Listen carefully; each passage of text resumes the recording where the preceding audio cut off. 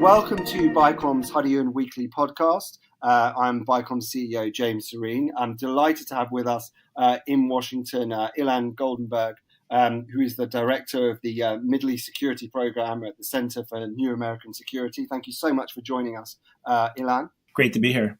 So really, I think what we wanted to discuss is just to react to Secretary of State Mike Pompeo's speech and the sort of key lines from that, and then draw from that how we can make sense of what is going on with US Middle East policy. And for our listeners that perhaps have not followed it closely, I suppose the top line from that speech was Mike Pompeo saying that the US is going to work with its allies to make sure that every Iranian boot leaves Syria, that there will be no US reconstruction aid for Syria until Iran and its proxies leave. Yet at the same time, we have absolutely no certainty about what is happening to these crucial US forces in Syria in key strategic positions, supporting US allies. And, when are they going? Are they going now? Are they going in 3 months? I mean, can I get your first reactions on that contradiction? Sure. Well, look, there's so many contradictions in this speech when you compare it to what the president has been saying for the past few weeks. And I think overall, this is another indicator of the deep divisions between Mike Pompeo and John Bolton on the one hand, and the president, Donald Trump, on the other hand. And what we've seen in the past when we had these kinds of disagreements, there were disagreements about the Iran nuclear deal, where the president's advisors wanted him to negotiate and possibly stay in or try to get a better deal. And eventually he just said, forget it, I'm walking away. On the Jerusalem embassy, for a long time, there were a lot of experts warning him that this was a bad idea. And finally, he just decided, I'm moving it, I'm doing it. And so I think what this is right now, we're having just another one of these classic intra-cabinet, intra-Trump administration fights, where, all of his advisors are trying to push him against his own instincts. And I think the end result is going to be he's going to go with his instincts, and all these things that they are saying aren't going to happen. And that really hurts them when they're traveling in the region. It really hurts their credibility. But, this is just, I just don't see it happening any other way. So do I think we're getting out of Syria tomorrow? No, I think they've successfully managed to convince him that leaving in 30 days makes no sense. But 4, 6, 8 months from now, I don't think that we're going to have any U.S. forces in Syria, if you ask me. So this promise to work with allies to remove the Iranians from Syria, I mean, that could potentially be pursued without U.S. troops on the ground? Well, I mean, it could be pursued without U.S. troops, but it's also being pursued without any U.S. leverage or any partner leverage for that matter. I mean, it's great to say we're going to remove all U.S. or all Iranian forces from Syria. But the reality is, what leverage do we have for doing that? The Iranians have roughly at this point 100,000 various Shia militia groups on the ground that the Assad regime is entirely beholden to.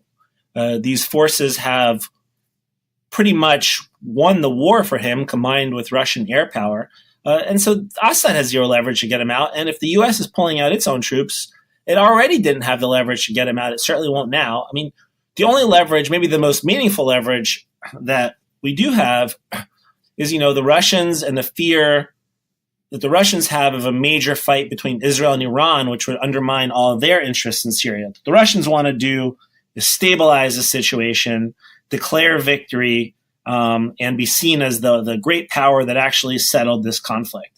And so they see things like a dangerous new conflict between the U.S. A dangerous new conflict between Israel and Iran as dangerous, as destabilizing and problematic to their efforts. And so, there's leverage there to sort of say to the Russians, keep the Iranians in check, or there's going to be a new conflict that undermines your interests. There's leverage with the Russians and the Assad regime in demanding some Iranian pullback before you have reconstruction aid going into Syria. There might even be some leverage from the Arab states who are starting to reestablish their embassies in Damascus and saying, we won't reestablish our embassies until Iran has reduced its influence. But none of that is leverage that can get every one of those 100,000 guys out of Syria. That just is not happening. Well, I think certainly seeing it from London, it felt like the presence of US troops at key strategic locations was not a numbers game as a show of force. It was a similar kind of concept that we have in Europe with NATO troops against Russia, where you have small numbers of soldiers that are kind of a tripwire effect, and that were those troops to be under threat or attack, then that allows for a very fast escalation, and it's a symbol that it's a no-go area, and it has all sorts of connotations. So it's symbolically very important. If they then leave, I think it's in turn symbolically hugely significant, is it not? Yeah, it is. And I think that the biggest danger is you could see the Turks invading in the north, going after the Kurds. And that would be deeply destabilizing and against U.S. and regional interests in a number of ways. I think most significantly just because the U.S. has been in such a close partnership with the Kurds, and so there'd be this betrayal. But also, the reality is, if you end up with a new major conflict between the Turks and the Kurds in eastern Syria, what you're going to have in a scenario like that is power vacuums, fighting, failed state scenarios, exactly the type of situation where ISIS, which still exists and still is on the ground over there, can regenerate itself as part of this fight.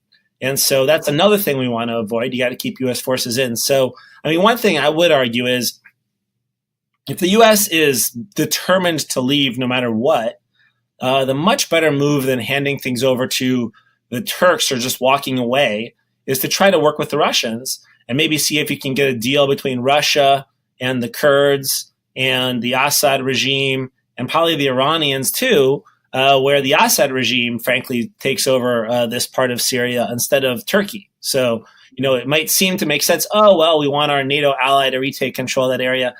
I don't think that would be a good idea. I think the much better option is, unfortunately, to work with the Russians on this, because they could have that deterrent effect, and their interests are most aligned with us, and that what they really want is just for everybody to stop fighting. So in their case, it's so they can declare victory and embarrass us and demonstrate their own, influence. But it's better than the alternatives. Yeah, no, that's a very interesting idea. I mean, going back to what you were saying about the Turks, I think what was something that was extraordinary this week was John Bolton having his meeting with President Erdogan cancelled, and seeing how robustly President Erdogan dismissed what Bolton was saying about making sure that the Kurds were not endangered, and there was a real high octane war of words there, and Erdogan really just saying pretty much what the hell he wanted and showing that if it comes to it, they'll attack the Kurds. I mean,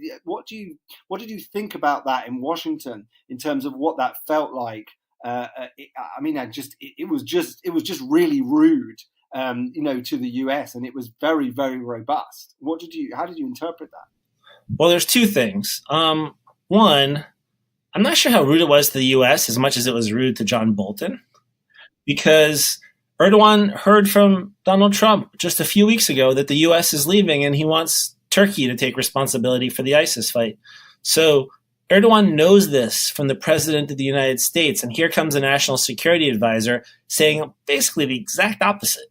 And so I think Erdogan's calculation was, this guy's not speaking for the president, so I don't want to meet with him.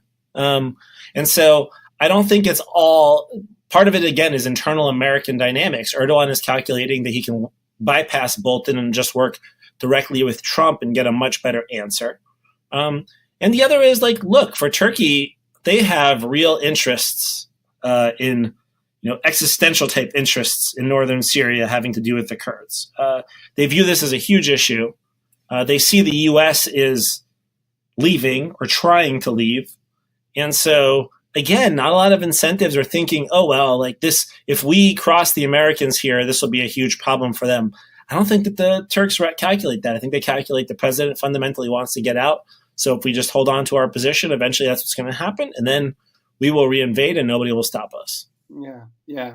I mean, just pick up on that point about allies and talking about the Kurds and other allies in the region. I mean, the thing that really struck me over the last few weeks is, if you're a militia commander in one of these places, I don't know, in Syria or Iraq or wherever, and you are currently a US ally and you're being supported by the US, has the last few weeks really demonstrated that whatever happens and whatever the outcome is with the troops in Syria, you can't rely on the US, certainly not while Donald Trump is in the White House. He'll say one thing and do another, or it'll seem like he said something and it's going to be enacted, but it's not going to be enacted. I mean, isn't this really eroding this idea that you can rely on the US in the region? That's really going to affect the ability to get things done in the future.